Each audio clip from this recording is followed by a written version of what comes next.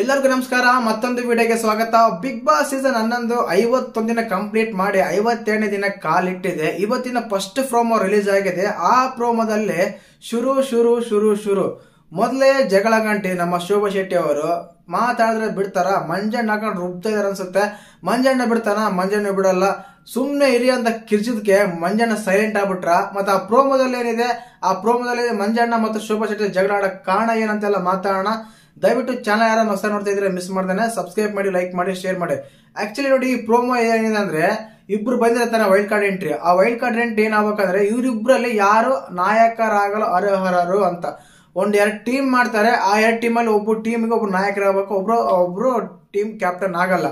ಆದ್ರಿಂದ ಇವರಿಬ್ರಲ್ಲಿ ಯಾರು ಬೆಸ್ಟ್ ಅಂತ ಬಂದಾಗ ಕೆಲವರೆಲ್ಲ ರೀಸನ್ಸ್ ಹೇಳಿದ್ದಾರೆ. ಅದ್ರಲ್ಲಿ ಬಂದ್ಬಿಟ್ಟು ಶೋಭಾ ಶೆಟ್ಟಿಗೆ ತುಂಬಾನೇ ಅಂದ್ರೆ ಆಗ್ಬಾರ್ದು, ನಾಯಕ ಕ್ಯಾಪ್ಟನ್ ಆಗ್ಬಾರ್ದು ಅಂದ್ರೆ ತಂಡದ ನಾಯಕರಾಗಬಾರ್ದು ಅಂತ ತುಂಬಾನೇ ಫೋಟೋಸ್ ಬಂದಿದೆ ಅಂತ ಅರ್ಥ ಆಗುತ್ತೆ.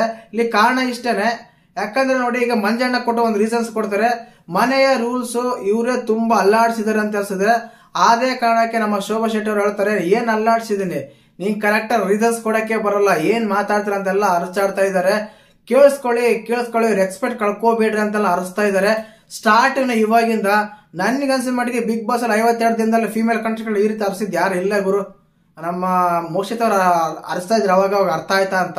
ಅದ್ ಬಿಟ್ರೆ ಇವಾಗ ಈ ರೀತಿ ಸೌಂಡ್ ಮಾಡಿದ್ದು, ಈ ರೀತಿ ಒಂದು ಇದು ಬಂದಿದ್ದು ಮಾತ್ರ ನಮ್ಮ ಶೋಭಾ ಶೆಟ್ಟಿ ಅವರಿಂದಾನೆ. ಯಾವ ರೀತಿ ಕಿರಿಸ್ತಾ ಇದಾರೆ ಅಂದ್ರೆ, ಸುಮ್ನೆ ಇರಿ ಅಂತ ಕಿರ್ಚಿದ್ಗೆ ಮಂಜಣ್ಣ ಸೈಲೆಂಟ್. ಅದನ್ನೇ ಹೇಳ್ತಾ ಇದಾರೆ ನಮ್ಮ ಹನುಮಂತ್ ಮತ್ತೆ ಧನರಾಜ್ ಅವರು. ಇವ್ರು ಈ ರೀತಿ ಅಲ್ಸಿದ್ರೆ ಹೆಂಗಣ, ನಾವು ಅವ್ರ ಹತ್ರ ಹೋಗ್ಬಿಟ್ರೆ ಹುಚ್ಚರಾಗ್ಬಿಡ್ತೀವಿ ಅಂತ ಹನುಮಂತ್ ಹೇಳ್ತಾರೆ. ಹನುಮಂತ್ ಏನೋ ಇನ್ನೋಸೆಂಟ್ ಇದಾರ ಇಲ್ಲ ಏನ್ ಮಾಡ್ತಾರೆ ಅಂತ ಅರ್ಥ ಆಗ್ತಿಲ್ಲ. ಬಟ್ ಅವ್ರಂತ ಆಟ ಅಂತ ಬಂದಾಗ, ಅವ್ರದ ಹತ್ರ ಬಂದಾಗ ಅವ್ರು ಮಾತಾಡ್ತಾರೆ ಖಂಡಿತವಾಗ್ಲು. ಇನ್ನು ಈ ಪ್ರೋಮೋದಲ್ಲಿ ಆ ರೀತಿ ಇದೆ. ಇಲ್ಲಿ ಮಂಜಣ್ಣ ನನ್ಗನ್ಸುತ್ತೆ, ನನ್ನ ಒಂದು ಪರ್ಸ್ಪೆಕ್ಟಿವ್, ನನ್ನ ಒಂದು ರಿವ್ಯೂ ಅಲ್ಲಿ ಅನಾಲಿಟಿಕ್ ಮಾಡಿದಾಗ ಅನ್ಸುತ್ತೆ, ಏನಿಲ್ಲ ಇಲ್ಲಿ ಶೋಭಾ ಶೆಟ್ಟಿ ಹೊಸಬ್ರು, ಅಲ್ಲಿರೋ ಕಂಟೆಸ್ಟೆಂಟ್ ಗಳೇ ರಜತ್ ಕಿಶನ್ ಕೆಲವು ಜನ ಗೊತ್ತು. ಆದ ಕಾರಣ ಅವ್ರು ಏನ್ ಮಾಡ್ತಾರೆ, ರಜತ್ ಕಿಶನ್ಗೆ ವೋಟ್ ಮಾಡ್ತಾರೆ. ಯಾಕಂದ್ರೆ ಮಂಜಣ್ಣ ಬಂದ್ಮೇಲೆ ಅವ್ರ ಹತ್ರ ಮಾತಾಡಿದ್ರು, ತುಂಬಾ ಪರಿಚಯ ಇದಾರೆ ಹಾಗೆ ಈಗ ಅಂತ. ಯಾಕಂದ್ರೆ ಮನೆ ರೂಲ್ಸ್ ಅಲ್ಲಾಡಿಸಿದ್ದಾರೆ ಅಂತ ಬಂದಾಗ ಇವ್ರು ರೀಸನ್ಸೇ ಕೊಡಕ್ ಬರಲ್ಲ, ರೀಸನ್ಸೇ ಮಾತಾಡಕ್ ಬರಲ್ಲ, ರೀಸನ್ಸ್ ಹೇಳಕ್ ಬರಲ್ಲ ಅಂತ ಹೇಳಿ ಮಂಜಣ್ಣ ಮೇಲೆ ರೊಚ್ಚಿಗೆದ್ದಾಳೆ ನಮ್ಮ ಶೋಭಾ ಶೆಟ್ಟಿ ಅವರು. ಆದ ಕಾರಣ ಪ್ರೋಮೋದಲ್ಲಿ ಅತಿ ಆಗಿದೆ. ಇನ್ನೂ ನಮ್ ಎಪಿಸೋಡ್ ನೋಡಿದಾಗ ಅರ್ಥ ಆಗುತ್ತೆ ಏನಾಗ್ತಾ ಇದೆ ಅಂತ.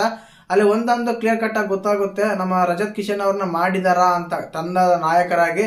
ಮತ್ತೆ ನಿಮ್ಗೆ ಈ ಪ್ರೋಮೋ ನೋಡಿದಾಗ ಈ ರೀತಿ ಪ್ರೋಮೋಸ್ ನಿಮಗೆ ಬೇಕಿತ್ತಾ, ಇಲ್ಲ ಮಾಮೂಲಾಗಿ ಕಾಮ್ ಆಗಿರ್ಬೇಕಾ ಅಂತ ಕಮೆಂಟ್ ಮಾಡಿ. ಇನ್ನು ಇದು ಬಿಗಿನಿಂಗು, ತುಂಬಾ ಅಂದ್ರೆ ತುಂಬಾ ಇರುತ್ತೆ. ಇನ್ನು ಈ ಕಿರ್ಚಾಡೋದು, ಅರ್ಚಾಡೋದು, ಜಗಳಾಡೋದು, ಅದು ಮಂಜಣ್ಣ ಹಾಗೆ ಇದಾರೆ, ನಮ್ಮ ಶೋಭಾ ಶೆಟ್ಟಿನೂ ಹಾಗೆ ಇದಾರೆ. ಯಾರನ್ನು ಇಬ್ರು ತಗ್ಗೇದಲೆ ಅಂತಾರೆ, ಆ ರೀತಿ ಇರುತ್ತೆ. ಖಂಡಿತವಾಗ್ಲು ಒಂದಂತೂ ಸತ್ಯ, ಯಾರನ್ನೂ ಬಿಡಲ್ಲ ನಮ್ಮ ಶೋಭಾ ಶೆಟ್ಟಿ ಅವರು. ಈಗ ನಮ್ಮ ತ್ರಿವಿಕ್ರಮ್ ಆಗಿರ್ಬೋದು, ಮಂಜಣ್ಣ ಆಗಿರ್ಬೋದು, ಇಲ್ಲ ಯಾರೇ ಆಗಿರ್ಬೋದು, ಮೋಕ್ಷಿತ್ ಆಗಿರ್ಬೋದು, ಅವ್ರು ಬುಡಕ್ಕಂತ ಬಂದಾಗ ಅವರು ಕಂಪಲ್ಸರಿ ಸ್ಟ್ಯಾಂಡ್ ತಗೊಂಡು ಮಾತಾಡ್ತಾರೆ ಕೂಡ. ಯಾಕಂದ್ರೆ ಒಳ್ಳೆ ಕಂಟೆಸ್ಟೆಂಟ್, ಅವ್ರು ಮಾತಾಡೋದು ಕೂಡ ನ್ಯಾಯ ಇರುತ್ತೆ ಅನ್ಸುತ್ತೆ. ನೋಡ್ಬೇಕಿನ್ನ ರೀಸೆಂಟ್ ಎಪಿಸೋಡ್ಸ್ ಎಲ್ಲ ಈಗ ಬಂದಿದ್ದಾರೆ, ಅದಾದ್ಮೇಲೆ ಗೊತ್ತಾಗುತ್ತೆ ಅವ್ರು ಯಾವ ರೀತಿ ಇರ್ತಾರೆ, ಅವ್ರ ವರ್ತನೆ ಏನಂತ. ಇದರಿಂದ ಕೆಲವರು ಇರಿಟೇಟಿಂಗ್ ಆದ್ರೂ ಆಗ್ಬೋದು, ಬರೀ ಕಿಚ್ಚಾಡೋದು ಅಂತ. ಬಟ್ ಅಲ್ಲಿ ಪಾಯಿಂಟ್ ಇದ್ದಾಗ ಕಿಚ್ಚಾಡಿದ್ರೆ ಅದಕ್ಕೆ ವ್ಯಾಲ್ಯೂ ಇರುತ್ತೆ, ಸುಮ್ನೆ ಕಿಚ್ಚಾಡಿದ್ರೆ ಅದಕ್ಕೆ ವ್ಯಾಲ್ಯೂ ಏನು ಇರಲ್ಲ. ಬಟ್ ಮಂಜಣ್ಣ ಅಂತೂ ಶಾಕ್ ಆಗಿದ್ದಾರೆ, ಮನೆ ಮಂದಿ ಎಲ್ಲ ಶಾಕ್ ಆಗಿದ್ದಾರೆ. ಮೂಕ ವಿಸ್ಮತ ಆಗಿದ್ದ ಬಿಗ್ ಬಾಸ್ ಮನೆ ಇವತ್ತು ತುಂಬಾ ಗಲಾಟೆ ತುಂಬಿಕೊಂಡಿದೆ ಅಂದ್ರೆ ಅದು ನಮ್ಮ ಕಾರಣ ಶೋಭಾ ಶೆಟ್ಟಿ ಅವರೇ. ಮತ್ತೆ ನಿಮ್ಗೆ ಪ್ರೋಮೋ ನೋಡಿದಾಗ ಏನು ಅನ್ಸುತ್ತೆ ಕಮೆಂಟ್ ಮಾಡಿ. ಹಾಗೇನೆ ವಿಡಿಯೋ ಇಷ್ಟ ಆದ್ರೆ ಲೈಕ್ ಮಾಡಿ, ಶೇರ್ ಮಾಡಿ, ಸಬ್ಸ್ಕ್ರೈಬ್ ಮಾಡಿ. ಜೈ ಹಿಂದ್, ಜೈ ಕರ್ನಾಟಕ ಮಾತೆ.